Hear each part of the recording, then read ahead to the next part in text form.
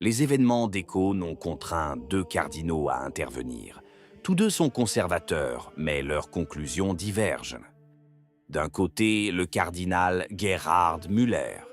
De l'autre, le cardinal Raymond Burke. Tous deux sont attachés à la tradition et très éloignés du progressisme.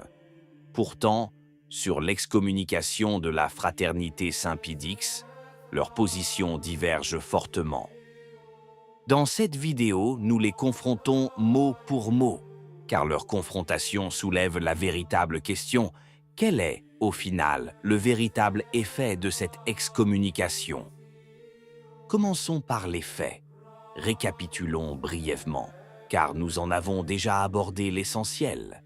Hier, à Écône, la fraternité Saint-Pie-X a consacré 4 nouveaux évêques sans mandat du pape. Les 6 évêques concernés ont été automatiquement excommuniés. Mais un événement encore plus important s'est produit aujourd'hui. Il y a quelques heures, le dicaster pour la doctrine de la foi a publié le décret officiel. Celui-ci ne se contente pas de reconnaître les consécrations. Elle déclare que les 6 évêques de la fraternité sont excommuniés, affirme que le clergé de la FSSPX est en état de schisme, avertit les fidèles de ne pas rejoindre la fraternité de peur d'être eux-mêmes excommuniés, et soutient que les confessions et les mariages célébrés par ces prêtres sont invalides.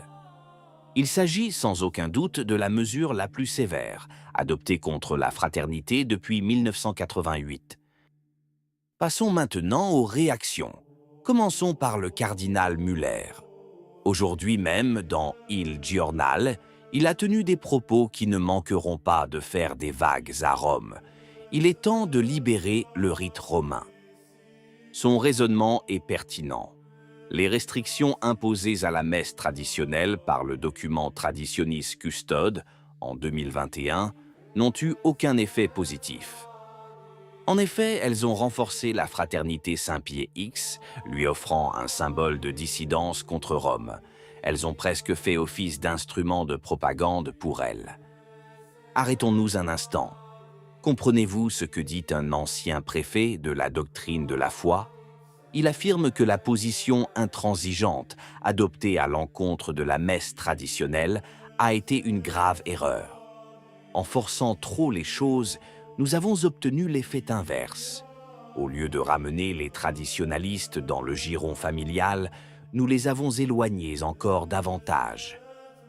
Müller va plus loin. Il loue le document opposé, le Summorum Pontificum de Benoît XVI de 2007, qui avait libéralisé la messe traditionnelle pour avoir apporté une grande paix à l'Église. Et il ajoute, sans embâge, le rite dans sa forme ancienne ne peut être interdit. La messe de tous les temps, dit-il, ne peut être nuisible si les saints et les pères de l'Église l'ont célébrée sous cette forme. Et il réfute une accusation récurrente. Ceux qui aiment le rite ancien ne rejettent pas nécessairement le concile. Mais attention à ne pas faire de lui un porte-étendard de la fraternité. Müller lui-même, il y a quelques jours, avait qualifié ces consécrations de schismatiques et avait déclaré que les fidèles ne pouvaient pas participer aux messes des prêtres schismatiques. La position de Müller est donc, en définitive, la suivante. L'action d'aujourd'hui est une erreur, mais la responsabilité incombe en grande partie à ceux qui, par leur intransigeance, en ont créé les conditions. Pour lui, la faute en incombe avant tout à Rome. C'est là que commence la véritable histoire. Car désormais, nous écoutons l'autre voix, celle du cardinal Burke, et le centre de gravité se déplace. Burke, en tant que canoniste, part d'un principe fondamental. Aucune situation, aussi grave soit-elle, ne justifie de commettre un acte intrinsèquement mauvais. Il s'agit d'une réponse directe à la justification de la Compagnie de Jésus, qui invoquait l'état de nécessité. Pour Burke, cet état de nécessité est intenable. Les difficultés de l'Église sont réelles, affirme-t-il, mais la solution ne consiste pas à ordonner des évêques contre la volonté du pape. Un tel acte, à ses yeux, doit être puni. Sur ce point, il se montre plus sévère que Müller envers la Compagnie de Jésus. Mais, et c'est un point crucial, Burke y met immédiatement un terme. Il réfute catégoriquement les rumeurs d'excommunication de tous les membres de la société. Il déclare « Je ne pense pas que cela soit tenable. L'excommunication, explique le canoniste, touche ceux qui ont participé à l'acte activement, sciemment et volontairement. Elle ne concerne pas les nombreux prêtres et fidèles qui, selon Burke, ne partagent pas cet esprit schismatique. Et c'est cette contradiction que personne n'ose nommer ouvertement. Voyez ce qui se présente à nous. Deux cardinaux conservateurs, deux points de vue opposés sur la même question. Müller accuse principalement la politique de Rome. La ligne dure a engendré le désastre. Burke, quant à lui, accuse principalement l'action de la fraternité. Rien ne justifie la désobéissance. Il semble s'opposer, et c'est bien le cas. Mais à y regarder de plus près, on constate qu'ils s'accordent sur 3 points qui justifient amplement toute controverse. Premièrement, tous deux aiment et défendent la messe traditionnelle. Aucun ne la considère comme problématique. Deuxièmement, tous deux rejettent l'excommunication de la messe. Pour eux, ni les fidèles ordinaires, ni les prêtres ne sont schismatiques. Troisièmement, les deux camps maintiennent la porte ouverte à la réconciliation.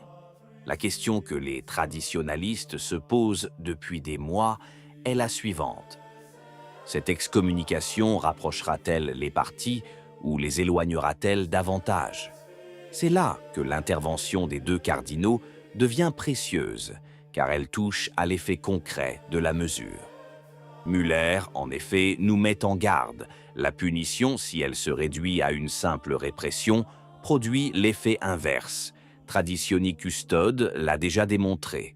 Frapper sans comprendre peut transformer un dissident en martyr et un problème disciplinaire en étendard.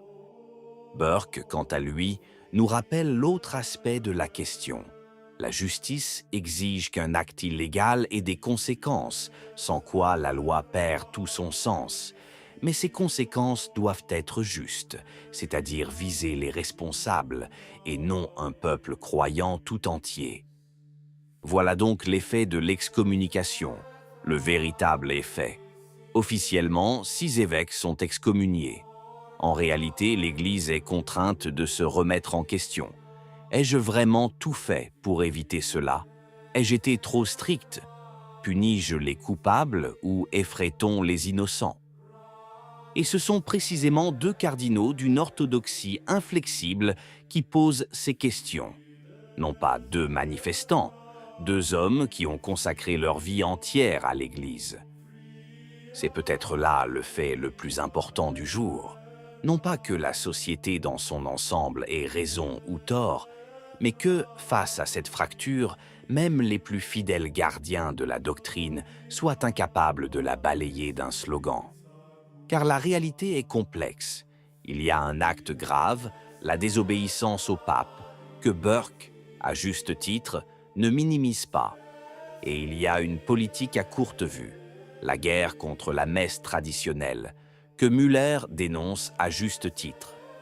Les deux coexistent, et nier l'un pour affirmer l'autre serait malhonnête.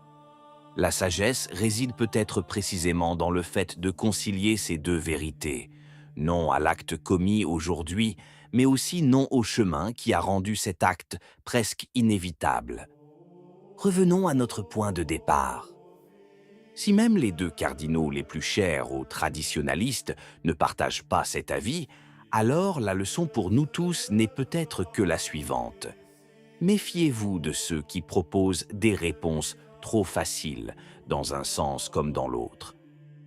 L'excommunication est un fait, mais son véritable impact se mesurera dans les mois à venir, à la capacité de Rome à ne pas se replier sur elle-même et à celle de la fraternité à ne pas se crisper. La porte, affirment les 2 cardinaux, n'est pas verrouillée. Et tant qu'une porte reste entr'ouverte, l'espoir demeure. Car ce qui unit les catholiques, la même foi, les mêmes sacrements, le même Seigneur, est plus profond que ce qui les divise aujourd'hui. Qu'en pensez-vous? Si la vidéo vous a plu, laissez un commentaire. Amen. Que Dieu vous bénisse.